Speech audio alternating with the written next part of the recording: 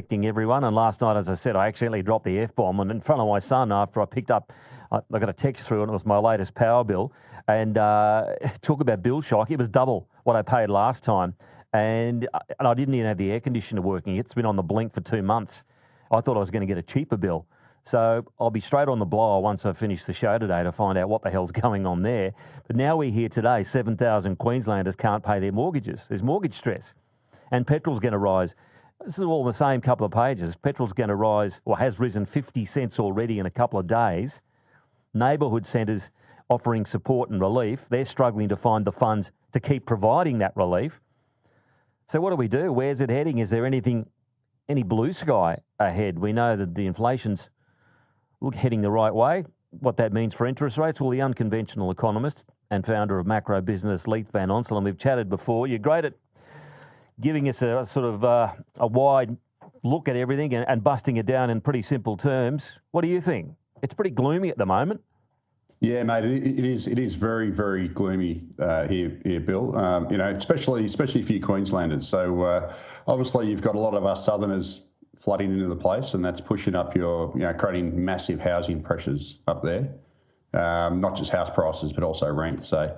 It's a pretty vicious time, and one thing that does irritate me a little bit is that if you take Queensland for example, you're a massive energy exporter up there. So you've got oodles of coal, you've got oodles of natural gas.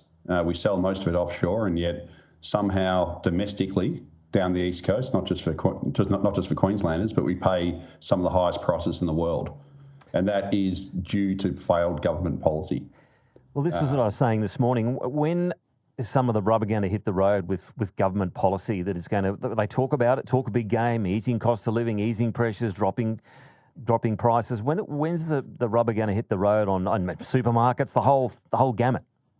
Yeah, look. There's some really stupid policies that we run in this country, which is contributing greatly to our cost of living issues. And number one, I'll stick with the energy one, then I'll go back to the other one. But so East Coast Australia is the only gas exporter in the world, region in the world that doesn't reserve its gas for domestic use. So over in Western Australia, they have a separate gas market because it's not linked by pipeline.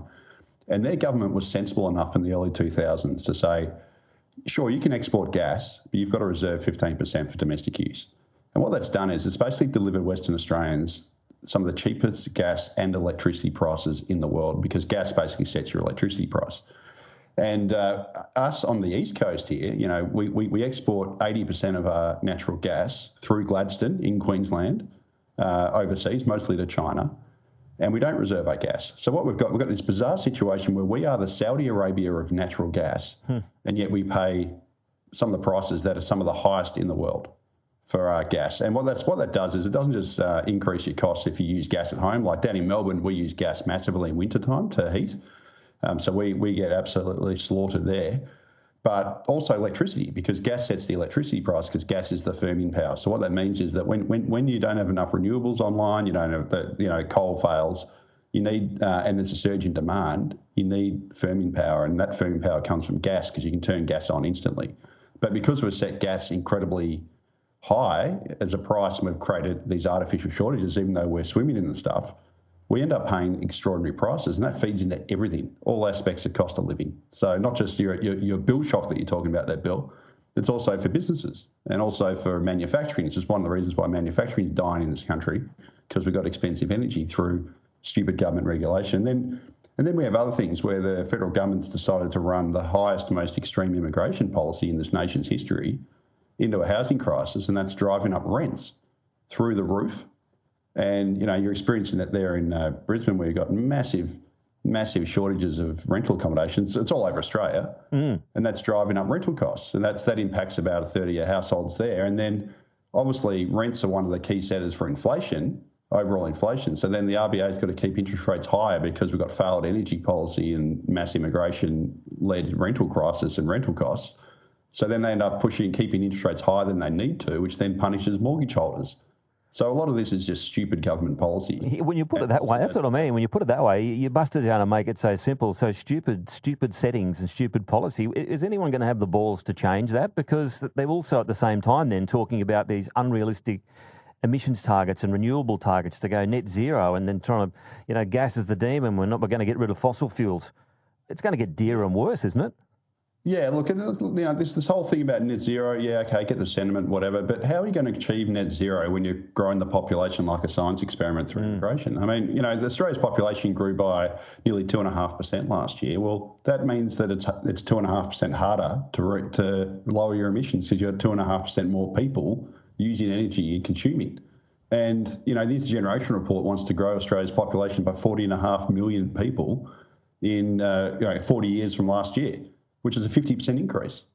So how are you going to get to net zero when you're going to grow your population by 50% over 40 years? It's just laughable stuff. And how are you going to solve a housing crisis when, cities like Melbourne and Sydney are going to grow to 9 million people or 10 million people? Brisbane's going to become basically what Melbourne is now. How are you going to solve a housing crisis when you're forever growing the population faster than you can possibly build houses or infrastructure? And how are you going to supply enough water when you're going to have 50% more people consuming water? I mean, these are all the sorts of issues, Bill, that the governments never think about. They just, we often laugh at China for taking a build it and they'll come approach. In Australia, we just invite them in and then worry about the consequences later. Actually, don't even worry about it, just pretend to worry about it and pretend to care. And that's basically what we've got with our political leaders. And unfortunately, this Albanese government's been an absolute shocker here because he's decided to run the biggest immigration program ever when we don't have enough houses, when builders are going broke left, right, and centre, and we've got high materials costs and all these other barriers to actually building homes, which is one of the reasons why we've got this pervasive and nasty rental crisis. And how can we see all of that? And everyone can see it every day, but people that make the decisions and they control these settings don't or won't. Yeah, well, I think part of the reason is, obviously, a lot of our politicians don't necessarily live in Canberra all year round, but Canberra's a bubble, right? Yeah. They don't experience, when you're in Canberra, I lived there for 3 years, you don't see any of this stuff. But not even that. It's, obviously politicians are very well paid. They're often well connected. They've got lobbyists who benefit from this sort of stuff. So big business loves this because, higher population growth means you've got more consumers to sell to. It keeps the check on wage growth, so your wage costs go down.